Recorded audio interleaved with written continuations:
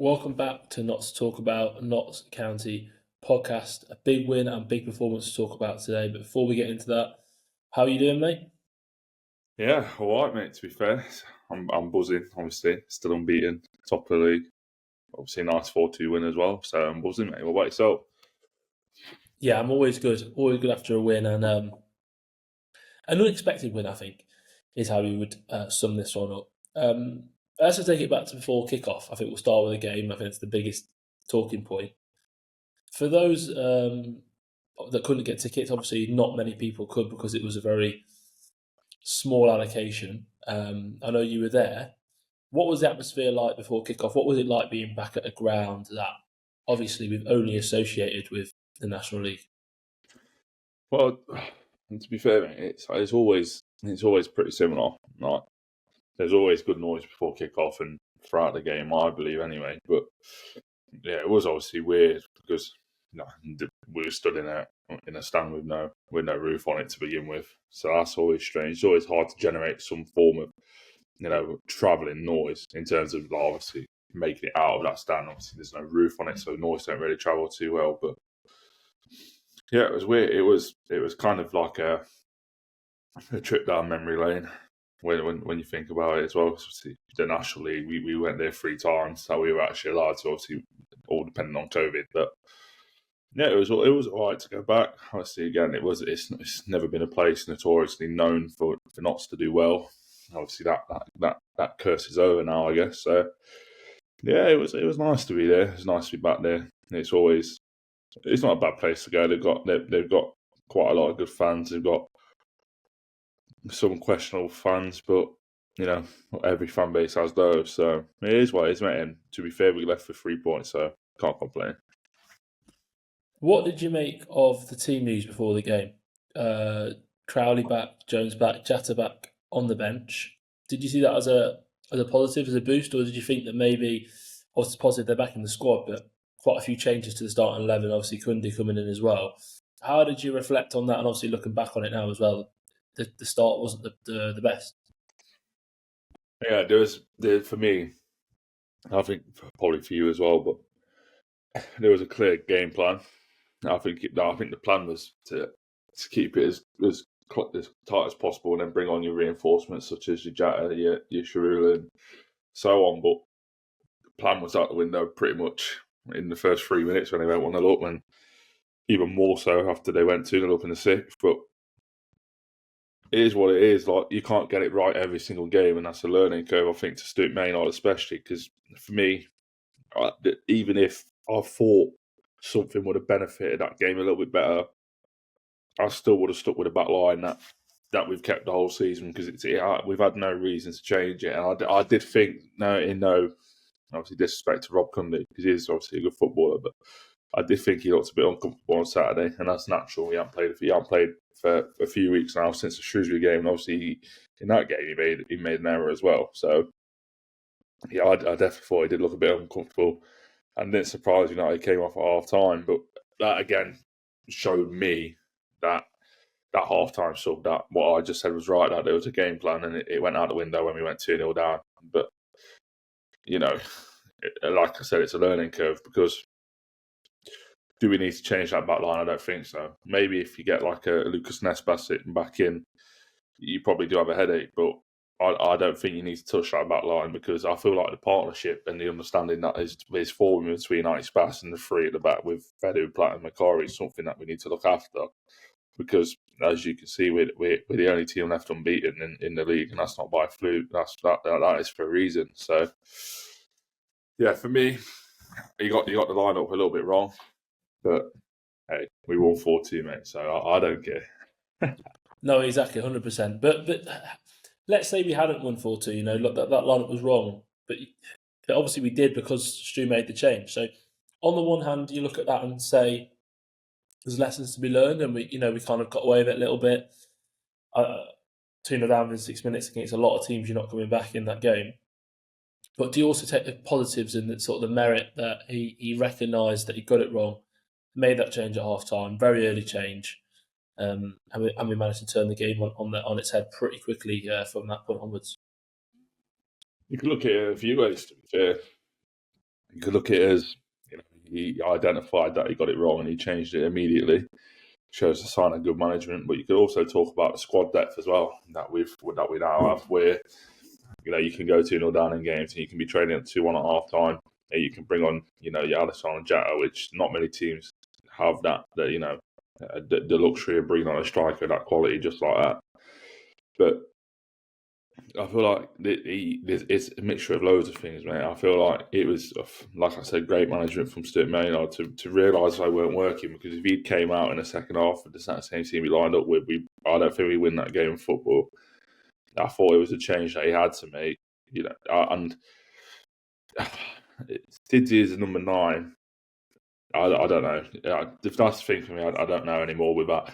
I think if he was playing up front with somebody, it's a lot different. But there was a lot of times in that first half where he was trying to operate as a 10, and that for me was where I thought, right, we need to get Alessandro on, because not even just that, like, the Bromley back line is not the quickest in the world, and it's probably the most inexperienced in terms of Football League, and you need someone that's going to come on and stretch that back line. And I thought Jatta getting in them runs in behind would be a problem, and it was, because as you've seen with his goal, it came from a through ball in behind, and they couldn't live with it. So I think, like I said, it was obviously good management from Stu Maynard. He made the call, he got it wrong, and he changed it, and we won the game. So you got to give him credit for that. But again, it also shows how good of a summer we had, where we can, you can bring on your likes of, obviously Jatta came last season, but the fact that, there's an option now where he can start on the bench, whereas last season he was always naturally going to start because of the lack of bodies we had. It's a good place to be. No, definitely is a good place to be. A bad place to be is 2-0 down away at Bromley. That's where we found ourselves after 5 or 6 minutes. At that point, were you thinking this is, typical horrible place to come, never want to come here again? That's how I felt. Following it from afar, it kind of felt like this is a place we've got a curse, like you mentioned at the start. We never do that well here. 2-0 down within 6 minutes. How did you feel at that point? But also, how much is it a sign of our character this season that it didn't actually affect us, and we still managed to fight back and find the 3 points where previously we might not have done? Well, that's the thing, mate. Like, we went 2-0 down, and if I was towards the end of last season, I would have thought, well, this was a waste of a trip. But there's been a massive mentality shift in this team now, where I don't even think it was present in our promotion winning team in the National League. I just think that team in the National League obviously had a good mentality, but I feel like naturally we were always destined to come back into games just because of the quality in our team in comparison to the quality of others. But whereas this one, I just think there's been a massive change in mentality, and I don't know where it stems from. It must obviously stem from the management team, but there was a lot of talk last season of players not wanting to play for the manager, etc., etc. And I feel like, especially this season, and it's not even just in the Bromley game as well. It was obviously the Fleetwood game at home. We were 2-0 down, and we clawed back to 2-2 with a last minute. Well, I say last minute, a late equaliser. And again, with the Bromley game, I certainly felt that at 2-0 down, it definitely weren't over. I mean, no football game's over after 6 minutes anyway. But 2-0 down at Bromley, as you mentioned, it's difficult. And if Bromley gained the 2-0 advantage in the 6th minute against any other team in this division at the minute, I feel like they walk away with that win.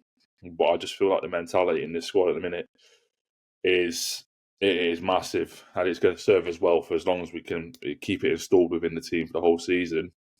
And the mentality, again, is part of the reason why we are the last team unbeaten in the league and we sit top of it. And it's a massive credit to everyone, really. And I don't just mean the management team and the players, I mean the supporters as well, because I don't see many teams in this division when they go 2-0 down who immediately get back behind their team whilst the other teams are celebrating.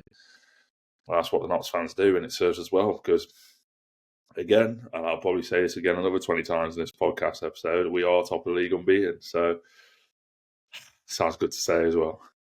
Yeah, it definitely does sound good to say. Let's talk about the goals and the goal scorers. Jodie Jones gets our first of the game and ultimately doubled his tally. He moves on to 7 goal contributions in 5 games. Incredible start to the season for him. and also a perfect time to talk about a certain new contract that he signed very recently as well. How good was his performance? How good is it to have him until 2027? And how good is it that he's on 7 goal contributions in 5 games? But for me personally, I don't think he's even hit second gear yet. I think there's loads more to come from him. What are all your thoughts, and how do you see that? Well, first of all, I'm obviously delighted that the new contract was signed. I feel like it's to be fair, like I don't want to say I never doubted it because I did, but I don't know. I could have never have seen him walking away from Notts like so easily, and there was interest in the summer. That was apparent and very evident, made evident. But he stayed, and I feel like I always say this about Jodi now. It's a lot different for him because the career that he's had and the amount of football that he's missed. You just want to it is a part of him now where you just want to feel loved and appreciated, and you just keep on enjoying football. And that's all he's doing at Notts. And I feel like that was obviously a massive factor in the new 3-year deal, but also again, without trying to throw like a negative spin on it, you have to state the elephant in the room. If he was to leave now, Notts could demand and will demand a lot of money for him. So there's no loser in this situation now. Obviously, it would be a massive blow if he did move on in the future, but Notts won't be getting any small fee. So that's obviously great news, and obviously, as you said, 4 goals, 3 assists now, 7 goal contributions in your 5 games. It looks as though he's gonna be up there challenging. Well, I won't say golden boot. I don't think he's got that in him, but he'll probably somehow find that clip of me saying he don't have it in it, and I'll probably get sent it in about 24 hours. But no, I just don't think golden boot is realistic for him. Especially, I think there's a realistic chance of someone in our team getting it, but I'd probably say he's probably going to be someone like Alessandro Jatta. But I feel like his assist total, he could easily be looking at that 24 assists last season and try and match that. Because I say it all the time with Jodi, and I'll say it again, there's not one fullback in this division that can match what he can do with that football. There's not, and to be honest, the closest competitor he has to someone rivaling him as the best player in this league is Dan Crowley, and they both play in the same team. So it's a massive, massive positive for Notts to have both. But and I agree with you again. I don't think I still don't think he's playing to his best currently. I think the best is still yet to come for Jodi. I really do. And I mean, we're sat here now in the middle of September, and he's already got 7 goal contributions. He could be here in a month's time, in October, and he knowing him, he could be on double digits in one of the departments. That's just how good he is. And I also enjoy the fact that he's he's not an arrogant player, but I really do love the shrug celebration after his second goal. I feel like if anyone can do that in this division, it's Jodi, because I feel like he knows he can celebrate like that, and he can go do the same again next week and a week after. So, and when you're as good as him, you deserve to have that bit of flair, a bit of arrogance. So I'm enjoying seeing that, and long may it continue. Yeah, another player you mentioned there who is one of the best in the division in this football team is Dan Crowley. He got the second goal scorer as well. Back in the team again, obviously missing last week. He's now on 6 goal contributions, 3 goals, 3 assists. How good is he? How important is he? And is he the next man you want tied down to a contract? Jodi signed his deal. Is it time for Dan Crowley to follow suit? Well, that's interesting you say, because I feel like if you're Dan Crowley at the minute, you must be absolutely delighted that you moved to MK Dons didn't go through. And that's no disrespect to MK Dons. I do think at the end of the season we'll be looking at them in the playoff picture at least. But currently they aren't doing the greatest, and they are 20th in the league. So you have to be quite happy if you're Dan Crowley that didn't go through. But yeah, I feel like I feel like behind the scenes now it's 2 things really. It's you either try and tie Dan Crowley down, or you spend now until January trying to find his replacement. and that is just how it would go. Because for me, if Crowley doesn't sign a new deal, it'd be a massive shame because the quality he has is outstanding. He changed that game on Saturday massively. Goal and 2 assists, I believe it was in the end. And he's another one as well. 3 goals, 3 assists now this season. And you could say the same for, you like to McGoldrick, 4 goals. He's Jatta, 3 goals, 2 assists, I believe it is. Everyone's chipping in with their contributions now. But I feel like Dan Crowley's contribution to the team, not even just in terms of his assists, his ball carrying ability is amazing. He's got a tenacity that you will miss if he's not in the team. And yeah, I mean, if we could tie him down to a new deal, obviously it would be massive to the club, because it would be another situation where if he does leave, Notts can demand a lot of money. And I've no doubt between now and October, this time in October, so October the 18th, I do feel like we'll hear something about Dan Crowley's contract situation, because that is the only realistic priority they have now. Obviously, again, with the recruitment side of things, they'll be looking at they would have already started identifying potential targets for January. That's no doubt about that. Everyone else is under contract now. The only one you have to worry about is Dan Crowley, and I feel like, do I think he'll sign a new deal? I don't think it's just as likely as what I thought Jodi would do. But again, if you offer him a good enough deal, I don't see a world where he ain't going to sign it, mate. So we'll see what happens, but I'm very hopeful. Let's talk about the third goal scorer then, Alessandro Jatta. Lovely finish, I have to say. Makes it look really easy, but it's really not. How good was to have him, like we said, come off the bench? That quality, don't get it wrong, he will start when he's fully fit and things like that. But to have that ability to bring someone like him off the bench, how good is he as well? And like you've alluded to, can he be top goal scorer this season? Because we're finishing like that, composure. I don't see any reason why he shouldn't be right up there. 100%. This, for me, with Alessandro, I just feel like he's not a League Two quality player. I feel like he could easily play at least a League One level. Maybe I don't want to say Championship just yet, because he's only just newly came into England. But I don't see a world in where his style of forward looks out of place in the Championship. But right now he's in League Two and Notts County, and that is a blessing. But I feel like he's someone who's just going to keep getting better, and that's the best part about this team at the minute. You've got Jodie Jones and Dan Crowley who are just scratching the surface of what they produced last season, and then you've got Alessandro as well, who he's scoring a lot of goals now, even though he's not maybe as consistent as Maka was in terms of his goal after goal after goal. But if you look at the stats aren't lying for Alessandro. He's scoring a lot of big goals, and I agree, when he will start, he's the first choice forward, no doubt about that. But I just think as well, everything is aligning for him to be the top goal scorer in League Two, and I believe that wholeheartedly. I just don't see a world in where you can play a team again with Jodie Jones and Dan Crowley and their creativity, and you're not even just them, your Nick Schroeder's, your David McGoldricks. You've got a lot of players really that can create something for you. And don't see a world in where he doesn't break high double digits, and I'm not talking your teens, I'm talking your 20s as well. So I mean, the Golden Boot would look good in his hands. Don't get me wrong, but there's a long way to go yet.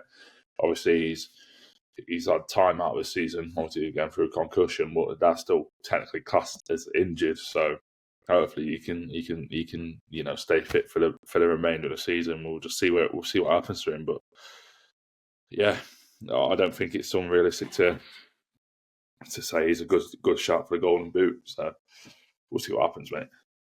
Another man you mentioned there I wanted to bring up was Macaulay Langstaff.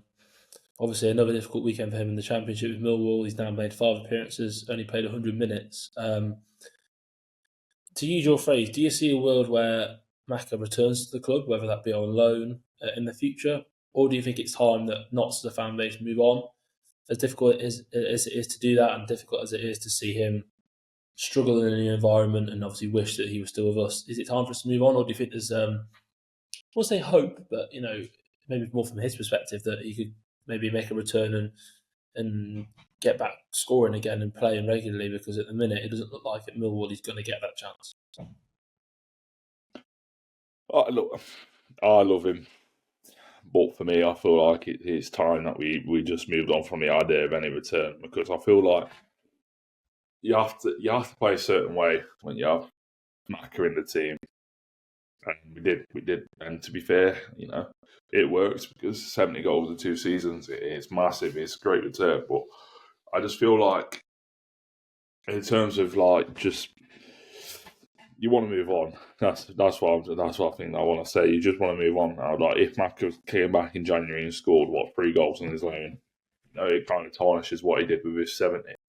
Like it'd be a massive return. Don't get me wrong, but I just feel like the club's moved on, and so is he. To be fair, obviously, it's amazing to see him come back whenever he gets the chance. He's been to 2 games now this season, and it's always a pleasure to see him. But I just feel like we've moved on. We're playing a different style of football this season. I just feel like you can't do that sort of thing with him in the team, because Didsey scored 4 won the goals, but realistically, if Macca was still here, would Didsey have started them games? He would probably not. So, and likewise, I just feel like the way that we're trying to play now suits Alessandro Jatta a lot more than what it would Macaulay Langstaff. So I feel like, as well, when if say if Knox the top of the league in January, you don't want to change that. So I don't think anyone's worth bringing in to drop like your Jattas or your McGoldricks if you're top of the league anyway. But who knows, mate? Because at the end of the day, I feel like if the opportunity was there to bring Macca back on loan in January, I think that's something the club would do.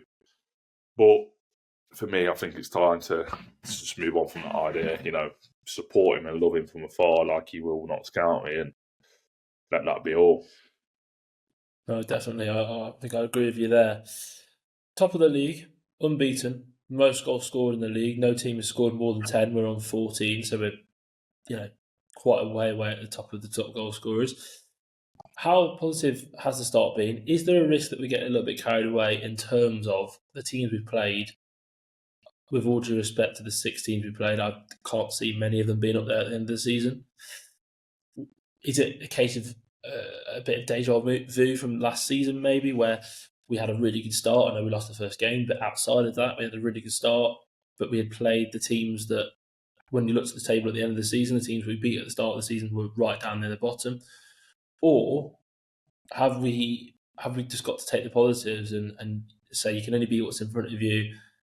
Pretty much every game we've been very convincing in. I think this is maybe 2 where maybe we weren't as convincing, and one of those obviously is a win, but against Swindon. But most of the games we've been deserving of points in those. So, do you take the positives? Is there a little bit of risk of over positivity, or are you just full steam ahead, unbeaten? You can't really complain too much, can you? You could make an argument for both points, to be fair, mate. I feel like it's very easy to get carried away. Don't get me wrong, because obviously last season we were in pretty much a similar position. We had a major fall off, to be honest. But I just don't see that being the same case for this team, because you look at that team last season. You talk about your back line in that season, like the back line we have now.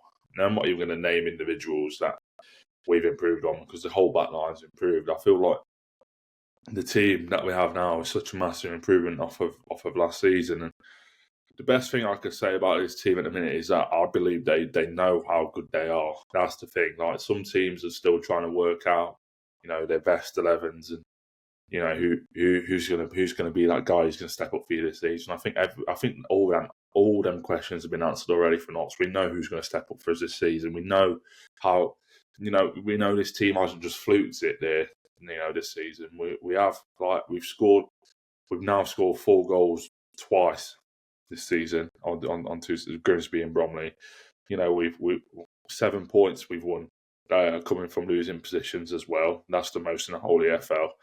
So not only is there a massive mentality shift, there's also a massive change in quality. And I generally do believe this team understand how good they are, and that's not a bad thing. That's not a bad thing at all, because you can get carried away with believing how good you are. You can also believe you're better than what you are. But I just don't see that, because if Notts thought they were better than what they were, they wouldn't have came back against Bromley. They wouldn't have came back against Fleetwood. They wouldn't have scored 4 goals against Bromley. They wouldn't have scored 4 goals against Grimsby.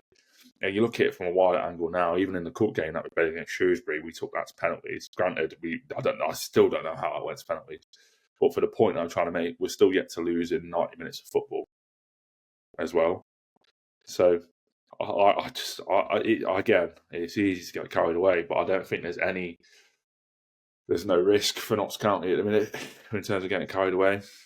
Like I said, and I've alluded to many times, we will lose games this season. Don't get me wrong. The losses will come. But I don't think it's worth, kicking up a fuss about, because I feel like that naturally this team is miles better than what we had last season, and currently it is the best team in the division, and the league table doesn't lie, mate. So I'm excited. Let's put it that way. Obviously, I'm excited because we have a lot of quality in this team, and we have the opportunity to strengthen in January if that was necessary as well. But the depth that we have currently, there's many football clubs in this division that will snap your hand off for that depth. There's many teams in this division that will snap your hand off for the quality of 11 that we have every single week. So yeah, it would be a massive, massive, massive statement if obviously we do go on to do massive things this season. And if we do that, then, I'm very happy, and I'm sure you are, and I'm sure everyone else will be. So just see what happens, mate. Oh, 100% will be absolutely buzzing with that. And I think there's teams, like you mentioned, Shrewsbury there. I bet they wouldn't mind having a few of the likes of Jodie Jones and your Dan Crowleys. They wouldn't look out of place in the division above. Look ahead to this weekend then. Big game, if we're honest. First versus second. Best attack in the league against the best defence in the league. Obviously, last season, this fixture ended 3-1 to Gillingham, but we also beat them at their place. So you've one win apiece in the last 2 meetings. The second best team other than us so far this season. How do you view this one? How do you see this game? What are your overall thoughts about this one? Are you excited to play a team of that calibre? Because I think this is probably the first real genuine test. This is a team that I think a lot of people predicted to be up there come the end of the season, and they've started how they need to go on. So how excited are you for this one, and what are your overall thoughts about this game? Well, buzzing for it, of course. It's got a big game feel about it already, because as you mentioned, but out of the 2 teams, really, there was a lot more people expecting them to be up there than there was us. So, and that's not me saying our league position is unrealistic, because I think we both believed that we'd be up there as well.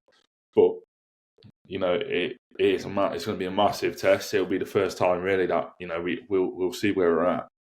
We'll definitely see where we're at. But what I will say is, quite confidently as well, there's a lot more for Gillingham to worry about than there is for Notts County to worry about Gillingham, and that's me alluding again to the quality that we have in the team. And I'll say this on Saturday, actually, and I'll say it again, that teams are struggling to now mark Jodie Jones out of the game, which is massive for us, because I've always said if you double up on Jodie Jones, you're leaving a lot of space in the middle. And when you've got someone like Goldrick who can ping him in still from 30 yards, and you've got someone like Dan Crowley and your Matty Palmers and your George Abbots and everyone else who wants to play in that centre in the field, and then you obviously have your AJ up front as well. There's a lot of people you have to worry about. So that's what I mean when I say there's a lot more for Gillingham to worry about Notts County than Notts County to worry about Gillingham. Doesn't mean they don't have their threats, though, because again, they're second in the league for a reason, and that's because they're very good football inside. But I always anticipated, and I still do anticipate, that our first defeat of the season will be on the road, which does obviously allude to the fact that I don't think we will lose this game. Because again, I just feel like the mentality is there, and this team don't worry about teams coming and playing against them, and the crowd at Meadow Lane, it's massive, mate. The atmosphere will no doubt be brilliant, and I feel like it's going to set up for a very good game. So yeah, very, very excited, and again, it'll be a massive opportunity to see where we're at, and if we come away with a convincing win, then I feel like even if the rest of the league aren't on notice now, they will be come 5 o'clock on Saturday. So we'll see, mate. We'll see. Yeah, well, I'm going to ask you for a prediction in a minute. Just looking at Gillingham, obviously a 3-0 win last time out against Tranmere, who we drew with, albeit that they were at home in that one. Their last game before that their last away game was away at Doncaster. So I guess you could see in a similar vein to us, having plenty of attacking talent and things like that. They lost that game 1-0, failed to score. So there is reason to get optimistic about what you're saying. With that in mind, can I get a score prediction from you? Like I said before, obviously best attack versus best defence. Will it be a cagey game, or will it be a repeat of Bromley? Because I think we both thought that would be quite a low-scoring game, and it ended up being 6 goals, 4 of which were for Notts. So, how do you see the Gillingham game going? It's going to be one of them where, when Notts are attacking, if you're a Gillingham fan, you're going to be dreading it, and if when Gillingham are attacking, as a Notts fan, you're going to be dreading it because already, and I know it's crazy to say because this is only the 6th game, but it feels like there's a lot riding on it in terms of, you got these games are the ones that you come back to at the end of the season where you're like, oh, if we just beaten Gillingham, we would have been, automatics or playoffs or just inside the playoffs or something like that. So if you're not scouting at the minute, and if you're Gillingham, you're looking at not scouting, you're looking at Gillingham, and you're thinking we need to take 3 points off of them because that could be very telling come the end of the season. And I'll again, we're only 6 games into the season. Very valid point to make because both teams, in my opinion, will be up there at the end of the season. So a massive 3 points up for grabs. But as you said, they played Doncaster recently, lost without conceding. And Doncaster, obviously, again, a very similar style of team to Notts. But, every game's different. And as you mentioned, no one really expects us to go 2-0 down against Bromley. Nobody probably expects us to go 2-0 down against Fleetwood, but that's what happened.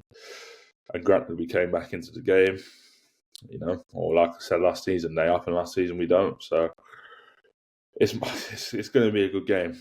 There's no doubt about that. There's 2 good teams on paper, 2 good teams, visibly as well, because you look at the league table, it's first, second, and there'll be a lot of eyes on this game, don't get me wrong, because it's Notts County versus Gillingham. So we'll see what happens, mate. But as always, I am confident that Notts are going to get the win because why wouldn't you be? Again, and like I said when I said it at the start of the episode and all the way through, top of league and unbeaten. So I'm going to keep saying it until I can't. So yeah, confident, mate. Yeah, I'm going to ask you for a score prediction. I'm going to go 2-0 Notts. I think we'll win, and I think the Gillingham's troubles to score on their own may come up again. Have you got a score prediction? Well, mine was going to be 2-0, but I'm not boring, so I'm not going to give you the same answer as you. Oh. See, I don't think we're going to concede, but I don't think we're going to score 1. And I can't say 2-0 because you've said 2-0. So I'm going to go... Oh. My head's telling me to say 4, but I'm going to go 3. I'll say 3-0. I just... As much as I know Gillingham are a good side at the minute, like I said, this team knows how good they are. There's a massive belief in this team, and I know every single one of them, Stuart Maydard and his staff included, are relishing this football match at the weekend. And I wouldn't be surprised if we had a similar opening 15 minutes to that game as we did against Grimsby, where we fight ourselves 2-0 up because we were just relentless. Because I don't feel... I can't see Notts giving them much respect at all. I can't. I think George Abbott has to start because of that. Because he's a dagger in that midfield. He don't give a damn about whether you're 50 yards away from his goal or 5. He's gonna dag you, and that's the kind of disrespect that I mean. You don't want to give your opponents. You want to put them tackles in the first 2 minutes where your opponents know that right. We're not here to play nicely today. So I'm going 3-0, and I like to give a goal scorer. And I feel like I'm going to keep it boring this weekend. And I'm just going to say Alessandro Jatta. So if anyone's watching, put 3-0 correct score on Alessandro Jatta on, and then come back to me next week with a thank you message. And we'll see what happens. But it might sound overconfident. And to be honest, if we come back next week and we've been beaten, I'll hold my hands up and say it. But I don't think Notts going to get beat.